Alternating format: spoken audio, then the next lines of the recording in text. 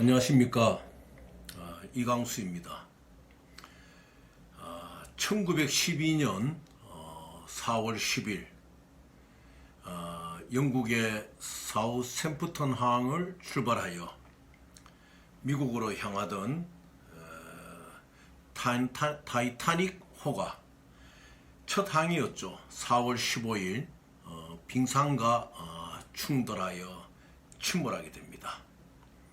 이 타이타닉 호가 침몰하던 시간은 새벽 2시 20분이었고 또 1514명이나 되는 많은 사망자를 낸 큰 해양 사고였던 것입니다. 아마 여러분들 중에서는 이 타이타닉 호에 관련된 영화나 소설 작품들을 대했던 분들이 있을 것입니다. 그 중에서도 참 인상적이었던 것은 그 타이타닉 호가 침몰하는 당시에 각자의 악기를 가진 연주자들이 그 배를 탈출하는 데에 신경을 쓰는 것보다 모든 사람들이 잘 탈출하여 안전한 상황으로 가게 해주기 위하여 그 정신적인 위로를 주기 위하여 그 연주를 하는 그 광경을 우리는 목도를 할 수가 있습니다. 참으로 영화이지만은 소설이지만은 감격적인 장면이었습니다. 그들에게는 왜 가족이 없겠습니까? 그들에게는 왜 생에 대한 미련이 없었겠습니까? 그러나 그들은 연주자로서 먼저 그 타이타닉 호에 타고 있던 많은 사람들에게 정서적인 위로를 주고 그 위험의 순간에도 침착을 잃지 말고 살 길을 찾아 나갈 수 있는 그 한로에 대한 무한한 의지를 주기 위해서 자기가 가진 각각의 악기로 연주를 하였던 것입니다. 지금 민주당의 사정을 보았을 때 참으로 안타까운 점이 한 가지 있습니다. 이재명 후보는 민주당의 이재명이 아니라 이재명의 민주당을 만들어 나가겠다, 지향해 나가겠다 하는 의미의 선언을 한 것을 저희들은 보도를 보고 접할 수 있습니다. 참 이러한 발언은 물론 무슨 여러 가지 상황과 자신의 정치적인 목적이 있었다 할지라도 온당치 못한 발언이라고 생각이 되어집니다. 정당의 목적이란 것은 여러 사람들이 서로가 지향하는 정치적인 같은 목적을 가지고 민주주의 사회에서 유권자의 심판, 국민의 심판을 받아 정권을 가지고 또 가지고 있던 정책으로서 나라를 위하여 국민 앞에 봉사하기 위하여 이루어진 집단적 정치적 단체인 것입니다. 이러한 단체에서 어떤 개인의 이름이 형용적이 된 민주당, 이재명의 민주당, 이러한 말을 대할 때 참 씁쓸한 심정을 가질 수가 있는 것입니다. 이 민주당은 실제로 해공 신익기 선생으로부터 김대중 전 대통령을 거치면서 얼마나 많은 고난과 얼마나 많은 이 민족사의 역경 속에서 인간의 자유와 국민의 자유와 국민의 복지와 국민의 안전과 국민의 가치를 위하여 투쟁하고 이루어낸 민주당이 아니겠습니까? 그동안에 많은 당명이 교체되었다고 하지만은 이재명 후보가 이재명의 민주당을 부르짖을 때에 거기에 한마디도 반론을 제기하지 않는 국회의원들이 있다는 것이 참으로 이상하리만치 여겨지는 것입니다.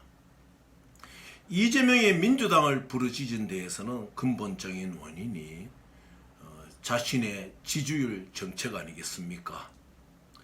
불과 한 달 전까지만 하더라도 야당의 유력한 후보보다 더 많은 지지율을 가지고 앞서가던 이재명 후보가 최근에는 야당의 유력 후보 이준석에게 10% 이상 뒤처지는 이러한 지지율을 보이고 있는 위기감, 이런 데서 선대위를 질책하고, 또한 재난지원금 문제라든지 여러 가지 정책적인 문제에서 후퇴하는 이러한 데서 오는 어떤 불안감 때문이었는지 선대위를 지적하면서 민주당을 따라가는 이재명이 아니라 이재명의 민주당으로서 바꾸어 나가겠다, 이렇게 말을 해야 됩니다. 물론 대통령 선거의 후보로서 말은 할 수가 있겠지요. 그러나 민주당을 바라보는, 또 정당 정책을 바라보고 정당이 관여된 의회 주의를 바라보는 많은 사람들의 관점 속에서는 굉장히 이거는 위험한 발언이라, 이렇게 생각을 할 수가 있는 것입니다. 얼마나 많은 사람들이 이 민주당을 지키기 위하여 많은 피를 흘리고 또 그 많은 자신들의 생애를 헌신하여 왔습니까? 그러한 민주당을 두고 어떤 개인의 이름에 형용사를 붙인 민주당, 이럴 때에 거기에 반론하지 않는 우리 국회의원들은, 민주당의 국회의원들은 또 정신 상태가 그 무엇인지 참 이해가 안 되는 것입니다. 솔직히 말씀드려서 민주당 이재명 후보의 지지율 정체는 아직까지 규명되지 아니한 성남 대장동 화천 대유 의혹 사건에 기인한다는 것은 모든 국민들이 60% 이상이 인정하고 있다고 해도 과언이 아닌 것입니다.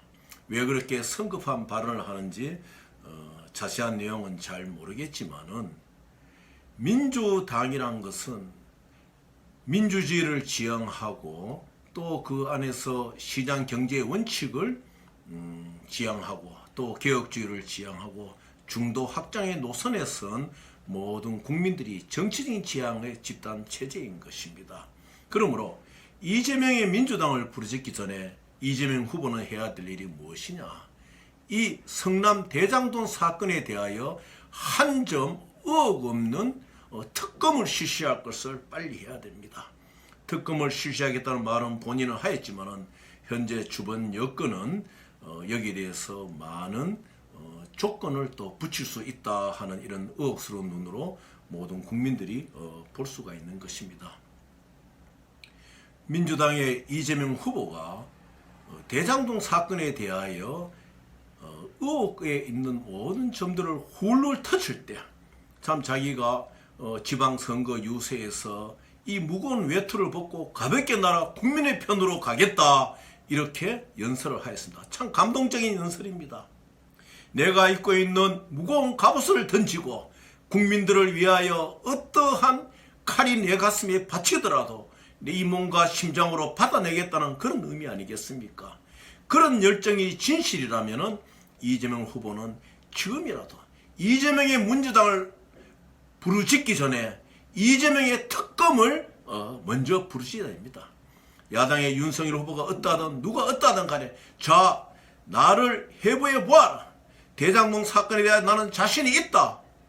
이렇게 나는 한 점 의혹이 없다. 나는 결백하다. 이것을 이재명 후보가 국민들 앞에 내어놓고 특검을 진정으로 무조건으로 내어놓았을 때는 이재명 후보의 민주당이 아니라 이재명을 향하여 국민들은 환호성을 지르고 진정으로 이재명 후보가 외투를 벗어 던지든가 하는 것을 믿게 되는 것입니다. 이것은 어느 당의 후보를 위해서 하는 이야기가 아니라 대한민국의 민주주의 발전을 위해서, 진정으로 20대 대통령 선거에 있어서 진실한 정치인을 뽑기 위해서, 진실한 대통령을 뽑기 위해서 우리 국민들은 바라고 있는 것입니다.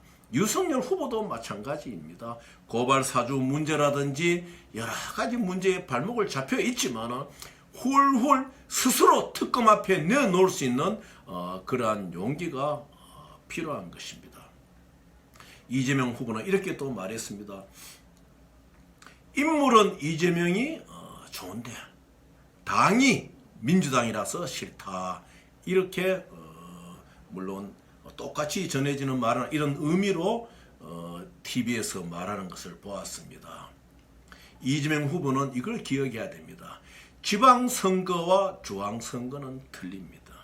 지방선거는 그런대로 한 지역의 특정 지역 안에서 자신이 살아온 것을 알아주는 사람들도 많고 이런 상황이다 보니까 자신을 위해서 진정한 말을 해주는 사람들이 많습니다. 그러나 중앙선거는 그렇지 않습니다.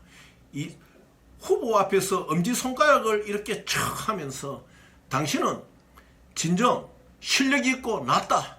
그러나 당이 문제다. 이렇게 말하는 사람들은 후보를 찍어주지 않습니다. 대부분 찍어주지 않습니다. 그러므로 후보를 가리켜 흔히 말하듯이 후보는 비 내리는 모래판 위에 서 있는 것입니다. 이 비는 뭐냐? 선거라는 승리를 향한 자기의 열정이지만은 모래판은 뭐냐? 언제 변할지 모르는 유권자란 그 지지율이라는 그 판 위에 서 있는 것입니다. 유권자는 모래알과 같습니다. 언제 뭉쳤다가 언제 흩어질지 모릅니다. 그러나 이 모래알 같은 유권자를 콘크리트 같은 유권자로 만드는 것은 후보가 가진 진실, 정의, 도덕, 이것은 그 모래알을 콘크리트로 만들 것입니다. 여당과 야당을 떠나서 민주당의 국회의원들 정신 차려야 됩니다. 이재명의 후보를 이야기할 때 이 후보님 그건 잘못된 겁니다. 오늘날 이 후보의 지지율 정체 박스권에 있는 것은 대장동 의혹 사건으로 그렇다는 것을 이 국민들이 다 압니다. 여기에 대해서 한 번 더 정확하게 특검 앞에 외투를 내던지십시오. 이렇게 말하는 이재명의 충신들이 나와야 되는 것입니다. 지방선거는 전국 중앙선거와 틀립니다. 그리고 야당의 윤석열 후보도 마찬가지입니다.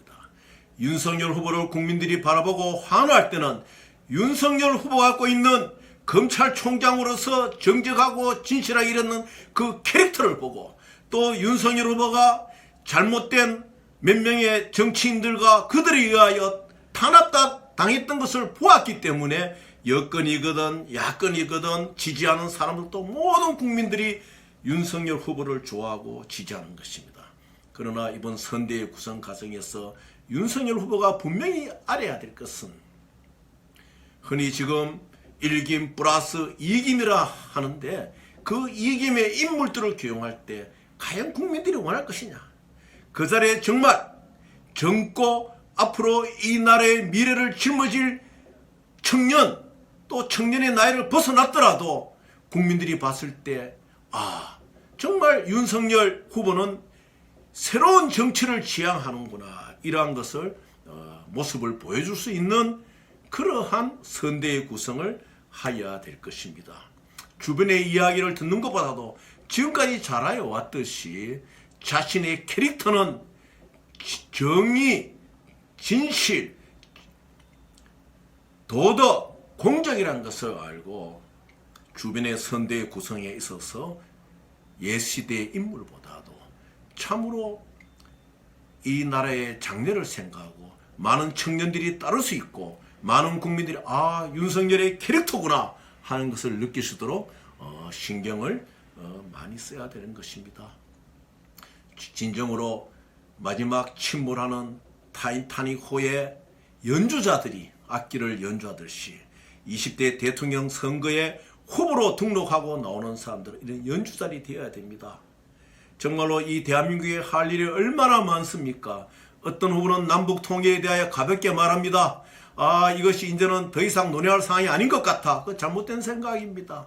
이 대한민국은 남북 통일이라는 대전제를 이루지 않고서는 이 대한민국의 미래는 정말 암둔한 것입니다.